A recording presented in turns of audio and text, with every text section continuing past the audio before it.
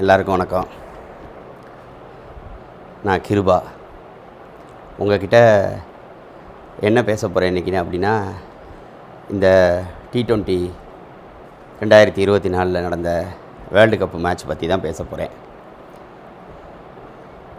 அது அந்த நாள் அந்த match actually 29th night start பண்ணது.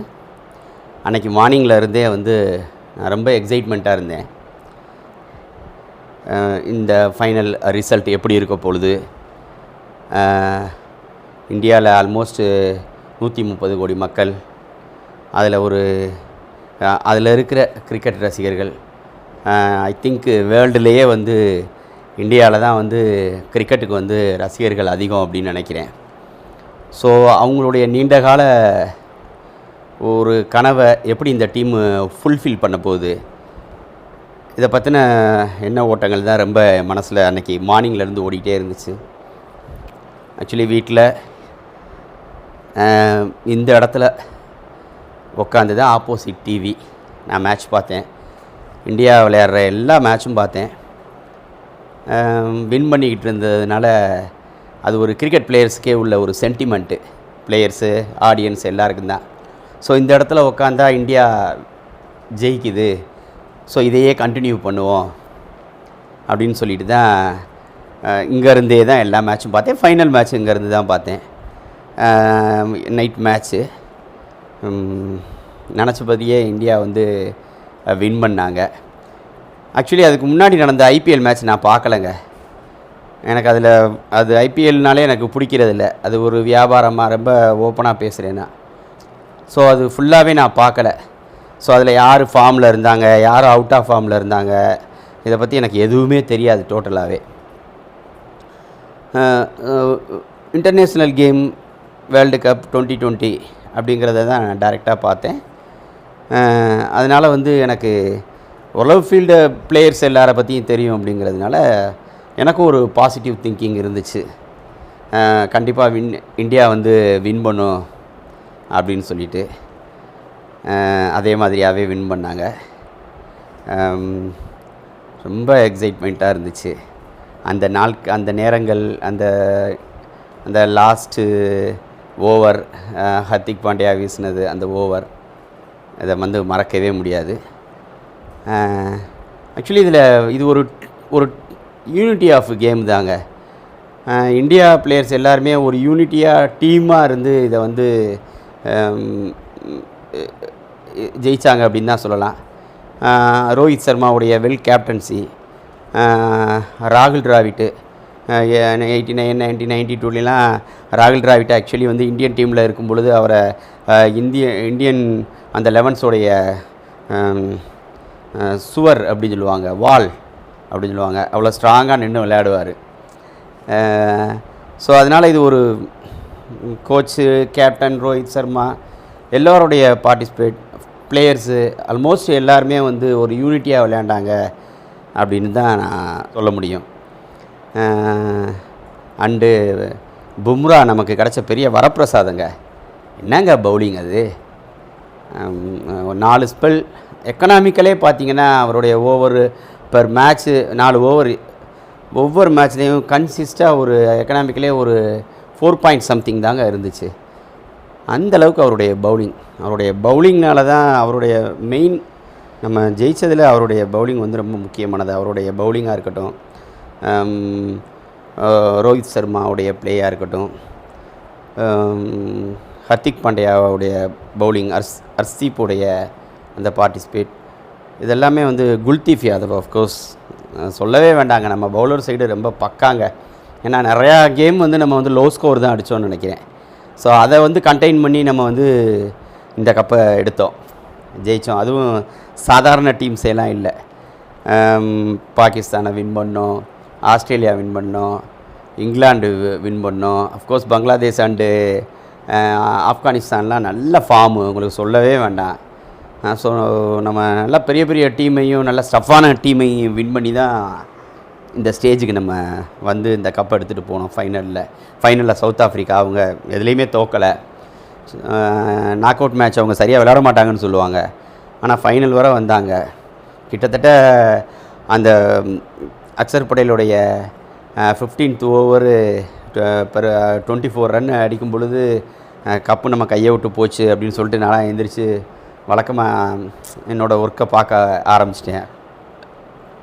அதுக்கப்புறம் நடந்ததே ஒரு மாயாஜாலம் தாங்க.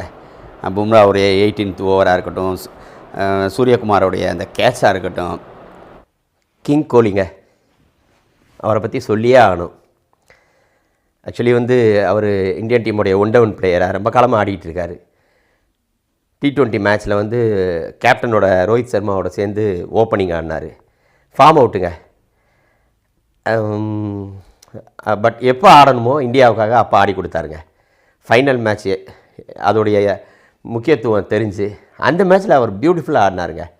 59 பால் 76 ரன்னுங்க. வெரி யூஸ்ஃபுல் ஸ்கோர், வின்னிங் ஸ்கோருங்க. அவருடைய ஸ்கோர் ரொம்ப யூஸ்ஃபுல்லாக இருந்துச்சுங்க. Almost Rohit Sharma, Rishabh Pant, Suryakumar Yadav, main batsman 3 பேர் அவுட்டுங்க. 34 for 3 இந்தியா. அங்கேருந்து அந்த மேட்சை அடுத்து வர்ற பிளேயர்ஸு அக்சர் பட்டேல், அதுக்கப்புறம் கண்டினியூவாக இறங்கின பிளேயர்ஸோட விளையாண்டு ஒரு நல்ல ஸ்கோரை அவர் எடுத்துகிட்டு போனாருங்க. மேட்ச் கிங் கோலினா கிங் கோலி தாங்க. இந்தியாவுக்கு கிடச்ச ஒரு பெரிய பொக்கிஷங்க. ஒரு அக்ரெசிவான பிளேயரு, யங்கர்ஸுக்கு வந்து உண்மையிலேயே அவர் வந்து ஒரு மிகப்பெரிய வழிகாட்டிங்க. அக்சர் பட்டேல் ஃபைனல் மேட்சோடைய கீ பிளேயரே அக்சர் பட்டேல் தான். 31 balls 47 runs. வெரி பிரில்லியன்ட் நாக்குங்க அது. இந்த ஸ்ரீகாந்த் சொல்லுவார் பார்த்தீங்களா, டெல்லிக்கு துட்டு கேம் அப்படின்னு சொல்லிட்டு, அதுதாங்க. மேட்ச்சு ஃபைனல் மேட்ச்சு வின்னிங்கில் ரொம்ப இம்பார்ட்டண்டான ஒரு பர்சனுங்க Axar Patel. What a tremendous கேமுங்க அவரோட கேம். மறக்கவே முடியாதுங்க. அது ஒரு கோல்டன் மொமெண்ட்டு தாங்க. நிஜமாகவே வெரி ப்ரில்லியண்ட்டு பிளேயருங்க. ஏன்னா இந்த இடத்துல சொல்லியே ஆகணும். தென் மிஸ்டேக்ஸ் பண்ணவங்களையும் சொல்லி ஆகணும். நிறையா ராங் ஷாட்ஸ் ஆடினாப்புல ரிஷப் பண்ட், அதெல்லாம் அவாய்ட் பண்ணியிருக்கலாம். ஏன்னா அதெல்லாம் வந்து ஃபார்ச்சுனேட்லி அந்த மேட்ச்லாம் நம்ம வின் பண்ணோம். பட் அது லாஸ் ஆகிருந்துச்சுன்னா அவங்க தான் காரணமாக இருந்திருக்கும். சிவம் டூபேயோடைய இன்எக்ஸ்பீரியன்ஸ், நியூ கம்மர், அவருக்கு இருந்த அந்த லாஸ்ட்டு அந்த டைம்லேயே இறங்கும்போது அந்த fear. So world cup, international game அதெல்லாம் வந்து அதுக்குமே ப்ரிஃபராக வரணும். பட் அது ஓகே தான். அவரோட இடத்துல அவர் ஒரு ஒரு 2-3 மேட்ச்சில் ரொம்ப தருமாறினார். மற்றபடி அவர் நல்லா தான் பண்ணார் அப்படிங்கிறது தான் மை ஒப்பீனியன். ஆமாம், பட் ஓவரால் பிளேயர்ஸோடைய பெர்ஃபார்மன்ஸ்லாம் இஸ் குட்டுங்க. அதில் எந்த மாற்றமும் கிடையாதுங்க. எனக்கு என்னமோங்க இந்த இதில் வந்து ரொம்ப முக்கியமாக சொல்லணும்னு தோணுது. மற்றவங்க சொன்னாங்களா என்னன்னு தெரியல, பெரிய பெரிய ஜீனியஸ்லாம் இருக்காங்க. 27th நம்ம மேட்ச் ஆடினோம், செமிஃபைனல் இங்கிலாண்டோட. 29th ஆடினோம். I think 26th South Africa ஆடிருப்பாங்க. அதில் வந்து அகெயின்ஸ்ட் ஆப்கானிஸ்தான் வந்து அவங்க வந்து ஸ்டார்டிங்கில் உள்ள பேட்ஸ்மேன்ஸே வந்து பிளேயர்ஸே ஆடி ஜெயிச்சிட்டாங்க. அதுக்கு முன்னால் நடந்த கேம் வந்து 24th நினைக்கிறேன். ஆமாம். ஸோ அவங்களுடைய மிடில் ஆர்டர் அண்டு அது பின்னால் வர்ற பிளேயர்ஸுக்கு விளையாடக்கூடிய சான்சஸே கிடைக்காததுனால அவங்களுக்கு அந்த ஒரு பெரிய லாங் கேப் ஃபைனலுக்கு விளையாடுறதுக்கு அந்த ஃபியரில் என்னமோ, ஏன்னா 6 விக்கெட் கையில் இருந்துச்சு லாஸ்ட்டு 5 ஓவருக்கு, 30 பாலுக்கு 30 ரன் தான் அடிக்கணும். அதை அடிக்க முடியல அப்படின்னு சொல்லும் பொழுது அவங்களுக்கு வந்து ஒரு 10 days கிட்ட ஐ திங்க் பின்னால் வர்ற பேட்ஸ்மேன்ஸ் வந்து விளையாடக்கூடிய வாய்ப்பு கிடைக்காதது ஒரு முக்கிய காரணமாக நான் பார்க்குறேங்க.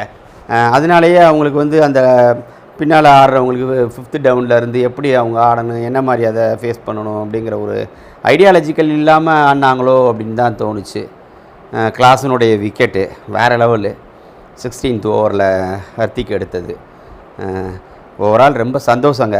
ஏன்னா ரொம்ப காலத்துக்கு அப்புறம்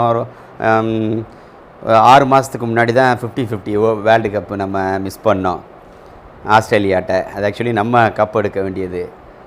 அது ரொம்ப இந்திய ரசிகர்களுடைய இதயங்களெல்லாம் உடச்சி போட்ட தருணம் அது. அதிலிருந்து மீண்டு நம்ம வந்து திருப்பி 2020 கப் எடுத்திருக்கோம். ரொம்ப மனசுக்கு சந்தோஷமாக இருக்குது.